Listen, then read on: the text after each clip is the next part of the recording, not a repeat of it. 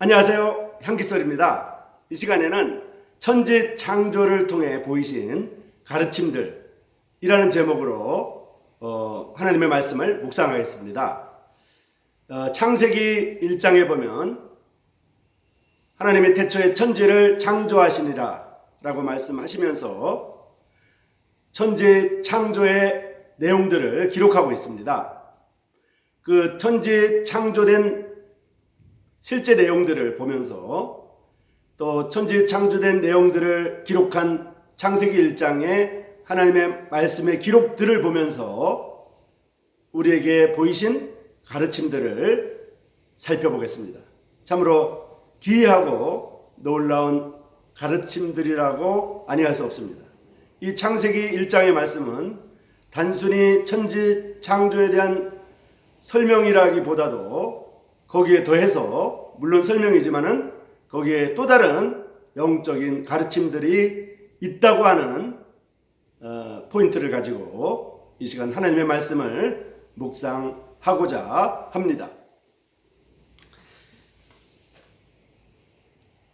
하나님이 창조하셨던 7날들을 운용하시는 것을 볼 때 대단히 인상적인 것을 알 수가 있습니다.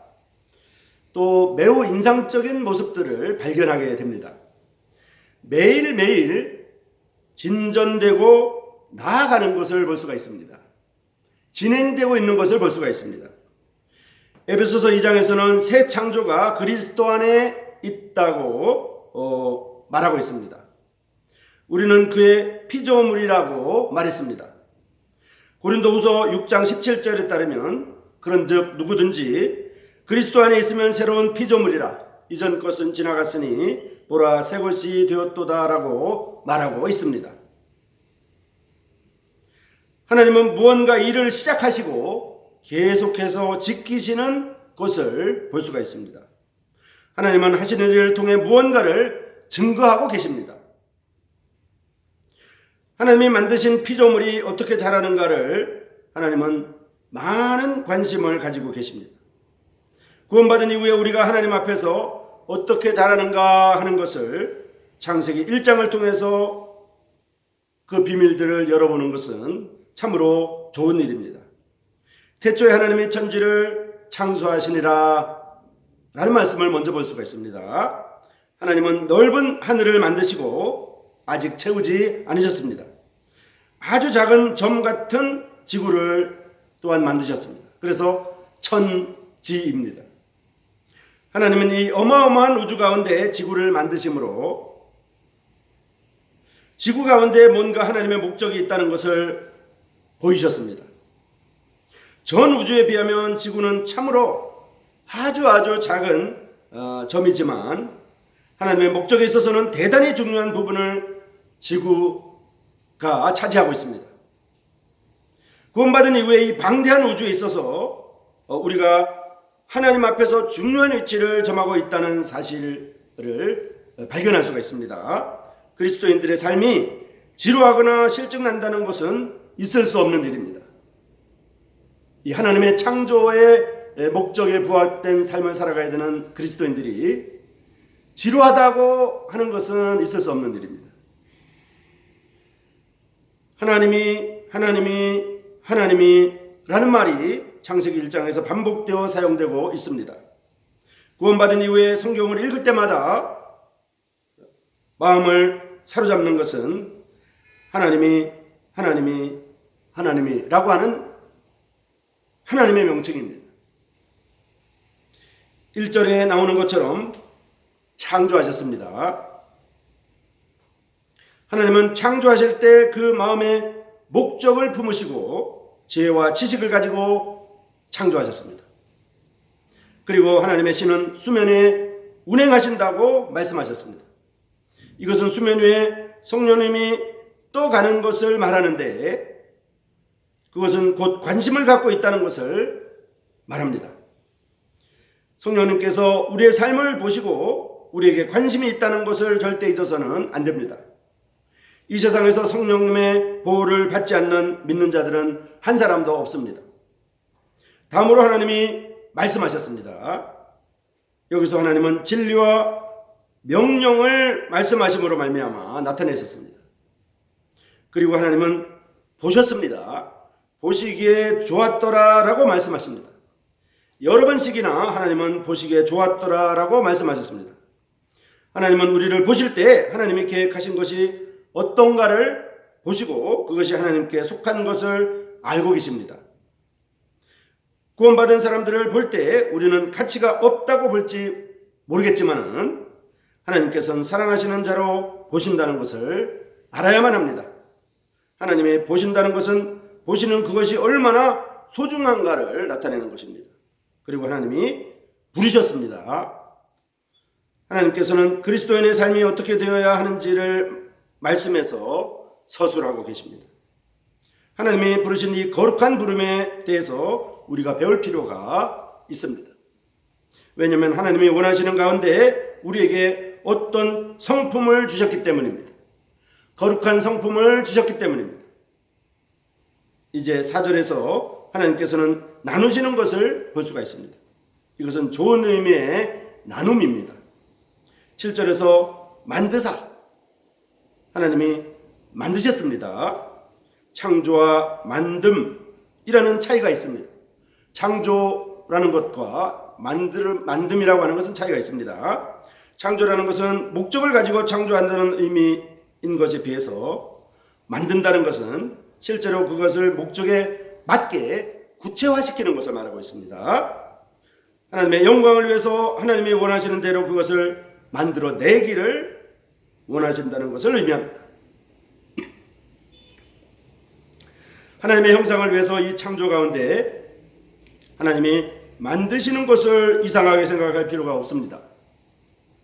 어떤 경우에는 하나님이 우리 개인 가운데서도 목적을 가지고 만들어내실 것입니다. 우리가 하나님을 사랑하도록 육적인 것을 제하시고 우리를 만들어내는 것을 의미합니다.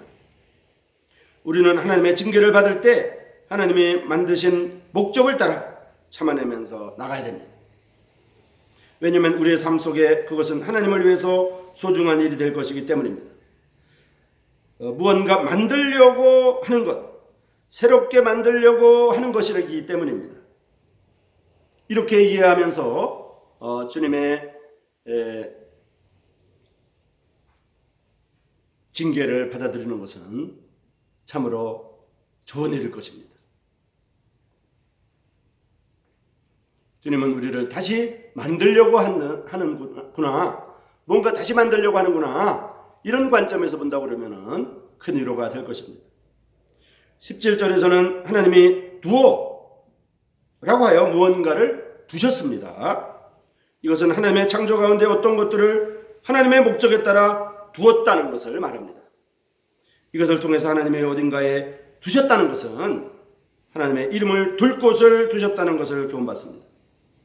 하나님의 목적하신 곳, 그러한 목적하신 장소가 있다는 것을 생각하는 것은 좋은 것입니다. 22절을 보면 하나님이 복을 주셨다는 것을 알 수가 있습니다. 복을 준다는 말은 좋게 말하는 것입니다. 요한일서에 따르면 그의 계명은 무거운 것이 아니라고 했으며 하나님은 그 말씀을 통해서 복으로 나아가기를 원하시는 것입니다. 2장으로 가면 하나님이 다 이루시니라 라고 말했습니다. 하나님은 우리의 삶 속에서 뿐만 아니라 완성을 바라보고 계신다는 것을 알 수가 있습니다. 우리는 이 말씀을 통해서 승리의 외침이신 다 이루었다는 말씀도 여기서 생각해낼 수가 있습니다. 이 땅에서 하나님이 다 이루지 않은 것이 있습니다. 이 땅에서 아직 이루어져야 할 사실이 요한계시록에 기록되어 있습니다. 요한계시록을 보면 이루지 않은 것들이 있는데요, 앞으로 이루어져야 될 것들이 나오고 있는 것입니다. 하나님이 이루지 않으신 일을 가지고 관심을 가지고 나아가야 할 필요가 있습니다. 2장 2절에서는 거룩하게 하셨으니 라고 했습니다. 하나님의 영광을 위해서 우리가 분리되기를, 거룩하게 되기를 원하십니다. 그리스도 안에 있는 하나님의 자녀들에게 어떤 면에서는 이루어졌습니다. 하나님의 영광을 위해서 지적으로 이와 같이 분리될 필요가 있습니다. 하나님이 안식하셨습니다. 하나님이 만드신 것을 보시고 기뻐하셨습니다. 이것을 보면 또한 하나님이 우리를 얼마나 기뻐하는가를 알 수가 있습니다. 이 말씀들에서 보듯이 매일매일 우리의 삶 속에는 이와 같은 성장이 있어야 됩니다. 이제 7날을 하나하나 함께 보시겠습니다. 첫 번째 날은 하나님이 빛을 도입하셨습니다. 이것은 빛이 즉시 무언가를 구별하는 힘을 말하고 있습니다. 어둠을 물리치기 위해서 빛의 도입이 필요합니다. 빛의 도입이 필요하고요. 빛이 도입되어야 합니다. 믿는 사람은 믿음과 동시에 그 사람 속에 성령님이 내주하십니다. 그 사람 속에 영적으로 하나님의 신성이 들어갔다는 것을 의미한다고 볼 수도 있습니다. 이 성령님의 내주로 말미암아 하나님의 빛의 말씀으로 나아가기 시작했다는 것을 생각할 수가 있습니다. 성경을 읽자마자 볼 수 있는 것을 보게 되는 것입니다. 성경을 읽을 때 우리의 힘으로는 우리 속에 어두움을 걷어내지 못하기 때문입니다. 우리 삶의 출발에 빛이 도입되었다는 것은 참으로 중요합니다. 하나님은 나에게 빛을 주셨다는 구절이 있습니다. 어리석은 자에게 지혜를 준다는 말씀도 있습니다. 이 빛이 매일 온다는 것입니다. 모든 날 밤이 있고 낮이 있었습니다. 또 모든 날 밤이 있고 낮이 현재도 있습니다. 이 첫날이라는 것은 우리에게 매일매일이라고 하는 전제가 있다는 것을 가르쳐줍니다. 우리는 구원받은 이후에 매일매일 하나님의 말씀이 우리들에게 빛을 준다는 것을 기억해야만 됩니다. 빛이 들어온 이후부터는 어두움은 보통으로 있는 일이 아니게 됩니다. 왜냐하면 저녁이 되고 아침이 되니 라는 순서가 있기 때문입니다. 다른 말로 말하면 어둠이 이제는 가운데 있는 것이 아니라 구석구로 밀려나 있다고 하는 것을 의미합니다. 매일매일의 생활에서 빛을 중심으로 나아간다는 것을 의미합니다. 바로 우리가 침륜에 빠지는 것은 저녁인 것을 의미하게 되는데요. 그러한 경우는 아침이 구석계에 있게 되는 것입니다. 빛이 구석계에 있게 되는 것입니다. 그렇게 하면 안 되는 것입니다. 침륜에 빠지는 저녁이 되면 안 되는 것입니다. 다시 아침이 되어야 되는 것입니다. 아무리 어려움에 처했을지라도 하나님의 말씀을 읽고 묵상하는 것을 포기해서는 안 됩니다. 이와 같이 첫날을 통해서 교훈을 받았습니다. 자, 둘째 날은 하나님이 또 다른 일을 하셨습니다. 물을 가르시고 궁창을 여셨습니다. 궁창 위의 물과 궁창 아래의 물을 구분하셨습니다. 하나님의 분리라는 원리를 발견합니다. 위에 있는 것과 아래에 있는 것을 구분합니다. 골로새서 3장에서 보면 위의 것을 찾으라. 거기는 그리스도께서 하나님 우편에 앉아 계시니라 라고 증거하고 있습니다. 이 구분을 통해서 무엇이 하나님을 기쁘시게 하는가를 분별하는 힘을 갖습니다. 예수님이 계신 그 자리를 하나님이 구분해서 놓으셨다는 것을 배우게 됩니다. 땅에 있는 실제적인 위치도 하나님이 주신 것에 대해서 교훈을 받습니다. 우리가 부르심을 받고 그리스도께서 계신 그 자리에 있는 위치를 하나님의 구분을 통해서 가르쳤습니다. 고린도전후서에서 실제로 이 땅에서 주님을 증거해 가면서 어떻게 거룩한 것을 구분해 가야 하는가를 가르침 받습니다. 하나는 궁창인데 이것은 대기권에 관한 것으로 지구의 중력이나 원칙들이 적용되는 것을 말합니다. 궁창이란 말은 이 궁창은 우주 공간에서 물리학에 적용되는 공간을 말합니다. 하나님은 우주의 공간을 유지시키는 하나님의 규칙을 갖고 계십니다. 물리학의 법칙이 있듯이 영적으로도 법칙이 있다는 것을 우리가 배우게 됩니다. 우리의 영적인 삶에 있어서도 적용되어야 합니다. 우리의 삶의 구조에서 영적인 법칙이 적용되어야 합니다.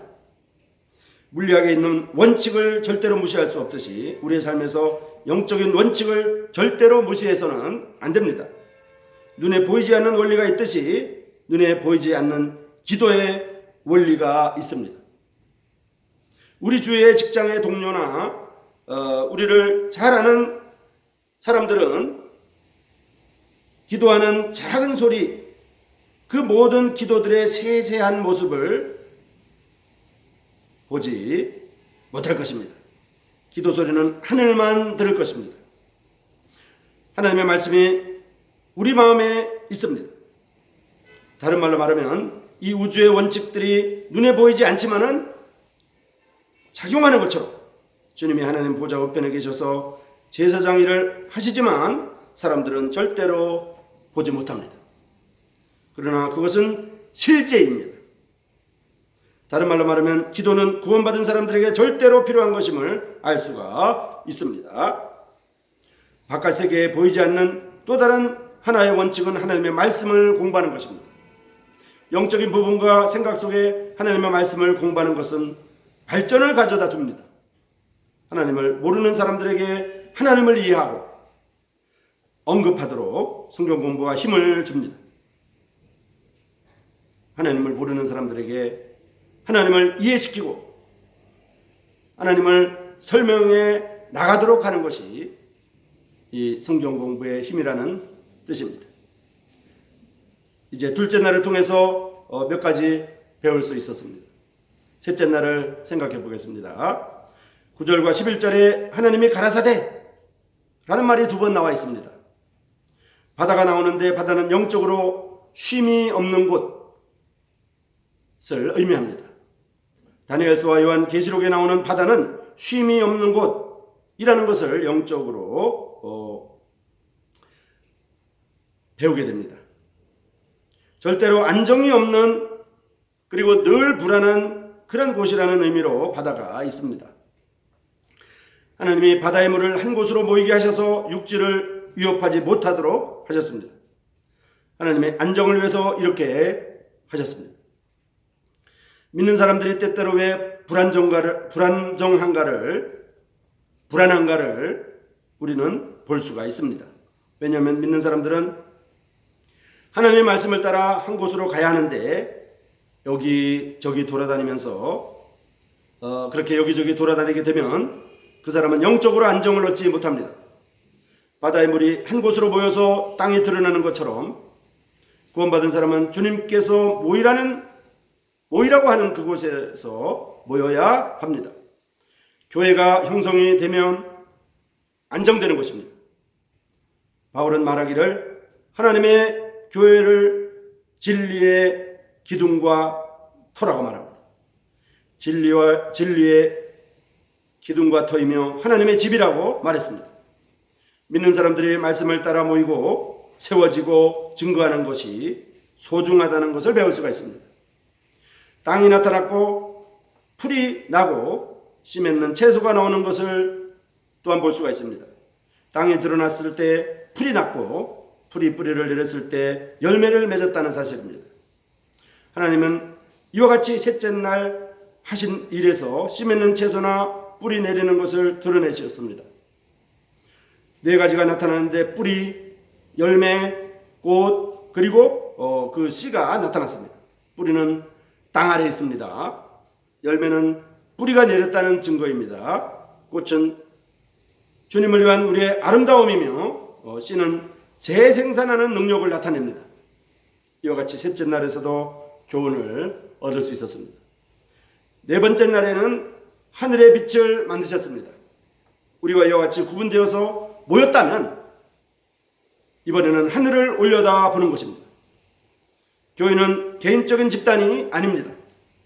이것은 또한 장사를 위한 회사와 같은 것들도 아닙니다. 이것은 하나님의 독생자를 특징적으로 나타내는 독특한 무리입니다. 그래서 이 넷째 날에는 하늘의 해와 달과 별이 있는 것을 알 수가 있습니다.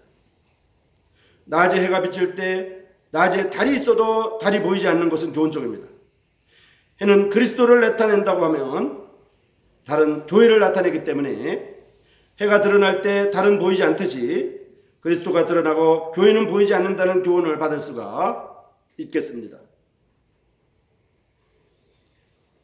또한 날이 스스로 빛을 내지 못하는 것은 또한 날이 아니라 달이 스스로 빛을 내지 못하는 것도 교훈이 있습니다. 이 달이 스스로 빛을 내지 못하듯이 우리는 빛이 없음으로 말미암아 주님의 빛을 받아야 반사하는 것입니다. 이제 태양빛에 반사되어서 달빛이 드러나듯이 우리가 주님의 빛을 반사받아서 또 주님의 빛을 드러낸다고 하는 뜻입니다. 해가 반쪽이거나 부분이 아니라는 것도 대단히 고마운 일입니다. 그러나 달은 때때로 초생달도 되고 반달도 되고 온달도 됩니다. 교회 역사를 통해서 보면 초생달이나 반달이나 온달처럼 그리스도를 비치는 데 많은 변화들이 있었습니다. 달은 밤에 지구와 태양 사이에서 빛을 반사하는데 우리가 달을 볼 때 이 세상의 어두움을 봅니다. 우리는 우리 입장에서 주님을 증거해야 한다는 교훈을 받습니다. 우리가 이 지구에서 달을 볼 때 달이 해를 따라가는 것처럼 보이는 것도 흥미로운 일입니다. 또한 별에 대해서 보는 것도 흥미롭습니다. 요한계시록에 보면 예수님의 오른손에 7별이 있습니다. 주님의 손에 7별은 교회의 증거를 말합니다. 이와 같은 광명들은 징조, 사시, 일자, 연한을 이룬다고 했습니다. 이와 같이 하나님의 교회들은 하나님의 교회들에 대해서 우리가 생각해 보면 때로는 징조와 비밀스러움을 나타냅니다. 하나님의 교회들은 세상에 대해서 하나님의 징조와 하나님의 사시와 하나님의 일자와 하나님의 연한을 증거하고 있습니다. 또 그러한 책임을 갖고 있습니다. 이와 같이 넷째 날을 통해서도 영적으로 교훈 받았습니다. 다섯째 날에도 또 다른 진전이 있습니다. 바다와 땅과 하늘에 날고 기고 수영하는 생물이 있습니다. 그들에게 번성하라고 말씀하셨습니다. 우리에 대한 하나님의 큰 교훈을 얻을 수가 있는데요. 하나님은 우리를 쉼이 없는 바다 같은 데서 건져내셨습니다. 그리고 무트로 육지로 우리를 인도하셨습니다. 하나님은 바다의 물을 한 곳으로 모아놓고 땅에서 살게 하셨던 것입니다. 이사야서에 보면 믿는 사람들은 독수리 날개치며 올라감 같은 힘을 얻는다고 되어 있습니다. 다섯째 날에 하늘에 새들이 있는 것처럼 믿는 사람들이 믿음을 발휘하게 되면 독수리 날개치며 올라감 같은 힘을 얻는다는 것입니다. 믿음 생활들의 놀라운 교훈들을 받는 것은 이제 좋은 일이고 기쁜 일입니다. 자, 여섯째 날에 가보겠습니다. 여기서는 세 개의 범주가 나옵니다. 땅에서는 생축과 짐승이 나오고 있습니다. 사도행전에 하늘에서 보자기가 내려와서 그 보자기에 짐승이 있는 것을 보셨을 것입니다. 베드로는 그 보자기에 쌓여있는 것을 보고 거룩하지 않은 속된 것이라고 말했습니다. 다른 말로 말하면 짐승들은 이방인들을 말하는 것을 알 수가 있습니다. 짐승들을 지칭하는데 하나님께 드릴 수 있는 것과 없는 것이 구분되어 있습니다. 이 기어다니는 것들을 통해서 하나님 앞에서 사람들의 위치가 땅에 붙어 있는 것처럼 낮은 상태인 것을 나타냅니다. 다른 말로 말하면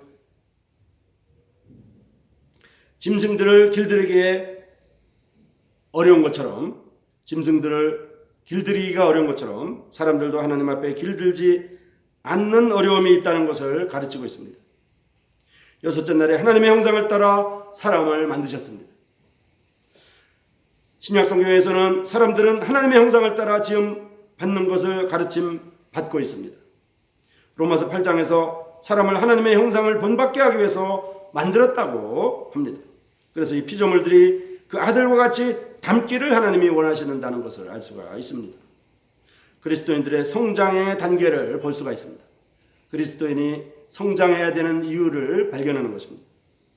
일곱째 날을 통해서 놀라운 것들을 배울 수 있습니다. 일곱 날들을 통해서 놀라운 것들을 배울 수 있습니다. 그리고 하나님은 다 마치신 후에 일곱째 날에 쉬셨습니다. 이제 우리는 하나님의 하신 일을 통해서 안식을 얻습니다. 창조가 전 우주를 채우는 데 시간이 걸렸습니다. 우리는 미래에 다가올 일들을 말씀을 통해서 배움으로 알 수 있습니다. 우리 인생의 모든 주제를 말씀을 통해서 충족할 수가 있습니다. 하나님의 하신 일을 통해서 그 하신 일을 우리는 누릴 수가 있습니다. 하나님은 이루지 못한 일을 하나도 남겨두지 않으셨습니다. 이제 앞으로 다가오는 일에 지금 믿는 자들이 얼마나 압력과 고난을 받을는지 상관없이 하나님은 말씀대로 그 목적을 반드시 이루실 것입니다. 이 시간은 천지창조를 통해서 보이신 하나님의 가르침에 대해서 배웠습니다. 하나님이 창조하셨던 7날들을 운영하시는 것을 볼 때 대단히 인상적이었고요. 매일매일 진전되고 나아가야 된다는 것을 볼 수가 있었습니다. 창조하다는 것과 만들어 나간다고 하는 것이 다르다는 것을 우리가 배웠습니다. 또한 우리는 여러 가지 이제 첫째 날, 둘째 날, 셋째 날, 넷째 날, 다섯째 날 이런 날들에 관해서 배우게 되었는데요. 그 가르침들이 각각 다르다고 하는 것을 우리가 낱낱이 배웠습니다. 빛은 구별하는 힘이라는 것을 배웠고요. 물은 구분이라고 하는 것을 배웠습니다. 또 바다는 쉼이 없는 곳이라는 것을 배워서 바다 가운데 묻힐 이 땅으로 사람들을 인도하셨다는 것도 배웠습니다. 또 하늘의 해가 주님과 같은 특성을 갖고 있다는 것을 우리가 상고해 보았습니다. 그리고 우리는 하늘의 새와 같이 독수리 상승함 같은 올라가는 그런 믿음을 가져야 된다는 것을 배웠고요. 또 짐승이 길들지 않은 것처럼 사람들도 길들어지지 않기 때문에 하나님의 형상대로 만들어진 사람이 이제 하나님의 형상을 이루어 나가야 된다고 하는 것을 배웠습니다. 여러분, 창세기 1장을 통해서 창세기 1장에 기록된 천지 창조의 모습들을 통해서 여러 가지 교훈들을 배웠습니다. 여러분, 아무쪼록 우리가 이러한 교훈들을 가르침받고 오늘 살아가는 데 도움이 되기를 참으로 바랍니다. 여러분, 고맙습니다.